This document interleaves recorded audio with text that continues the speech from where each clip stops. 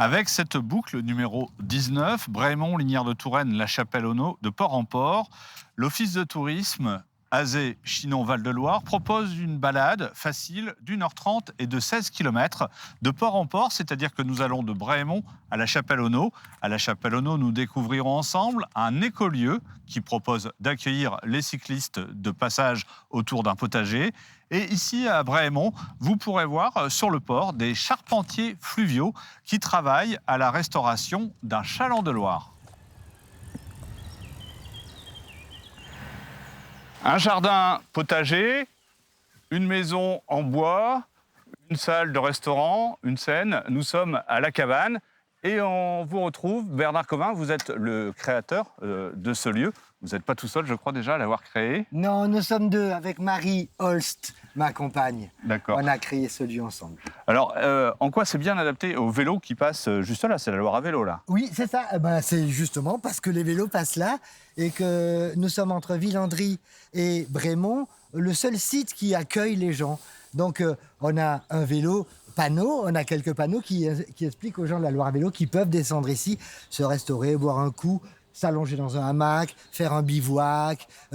Voilà, on est un site isolé, un peu comme en montagne, si tu veux, on accueille les gens qui s'arrêtent. En quoi c'est un écolieu? Alors, c'est un écolieu parce que c'est un lieu hybride qui mêle énormément d'activités différentes et de manières de les mener, ces activités. C'est-à-dire que, par exemple, chez nous, les relations humaines sont très importantes entre l'équipe qui travaille et qui vit ensemble, mais avec les gens qu'on accueille. C'est pour ça que l'association s'appelle Un jardin qui crée du lien. C'est très important pour nous, les relations humaines. Qu'est-ce qui vous a amené, quelle conviction vous a amené à vous lancer dans cette aventure? Je crois que Marie et moi avions besoin de donner du sens à un moment donné à nos vies. On était devant un constat que nous faisons tous, un peu les bras ballants en se disant « mais qu'est-ce qu'on doit faire? Comment on peut faire pour passer ce cap de ce monde-là qui devient de plus en plus crispant ou crispé ou du point de vue que ce soit de l'écologie, du point de vue du climat, du point de vue du social, etc. » Et on s'est dit nous, on va s'y mettre et on va faire quelque chose. Et voilà, et donc on a créé ce lieu. Bernard Covin, je vous remercie pour l'existence et la présentation de votre lieu, La Cabane, à La Chapelle-Auneau.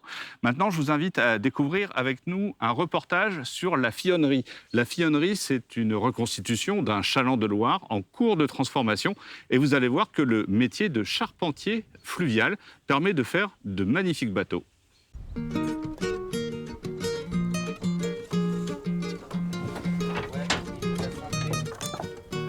Sur le port de Brémont, un chaland de Loire accueille un vaste chantier de transformation. La Fillonnerie, avec ses 15 mètres de long et ses 10 tonnes de bois, vit une métamorphose tout en restant à quai. Il s'agit d'aménager les 30 mètres carrés de la soute. Dans un bateau, tout est rond, il n'y a rien de droit, il n'y a rien de niveau, donc il faut à chaque fois s'adapter. Et puis ça fait des pièces assez uniques à faire sur place, quoi.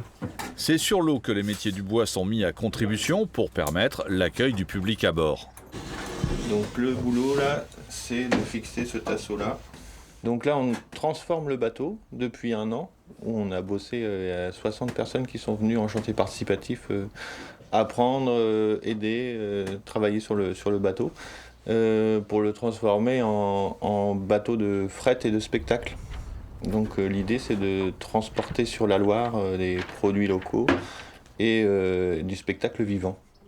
Un chantier participatif qui transforme un bateau patrimonial en bateau festif où la douceur ligérienne imprime son rythme. On aimerait faire des moments de restauration, gastronomie et concerts. Voilà, sur le bateau, sur l'eau, en navigation douce. Profiter de la faune, de la flore, de la douceur de la Loire, de ses paysages et de sa poésie. 12 passagers pourront prendre place à bord en navigation douce. Une bulle de Loire à regarder, à déguster et à écouter. Demain, nous partirons à la découverte de la boucle numéro 20. Nous serons entre l'Indre et la Loire. Vous verrez que c'est une région où jadis on cultivait le chanvre. Et nous irons aussi à Rivarennes, le pays de la poire tapée. À demain.